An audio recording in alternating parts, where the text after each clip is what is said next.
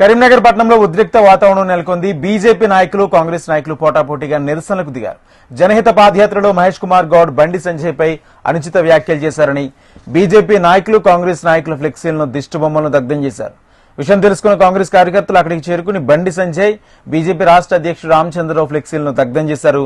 మహేష్ కుమార్ మాటలను వక్రీకరించిన బీజేపీ నాయకులు అల్లర్లు చేయాలని చూస్తున్నారని సుడా చైర్మన్ కోమటిరెడ్డి నరేందర్ రెడ్డి మండిపడ్డారు.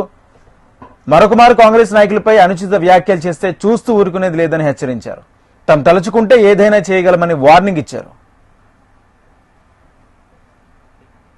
నగరంలోని మార్కండేయ కాలనీలో 80 ఓట్లు ఒకే ఇంటి నెంబర్ మీద ఉంటే దాన్ని ఇవాళ మరి మా మహేష్ కుమార్ గౌడ్ గారు ఇవాళ మీడియా ముందు మాట్లాడితే వీటన్నిటికీ సమాధానం చెప్పలేక ఇవాళ దాన్ని తప్పుదో పట్టేయడానికి ఇవాళ దాని దేవుని పేరు మీద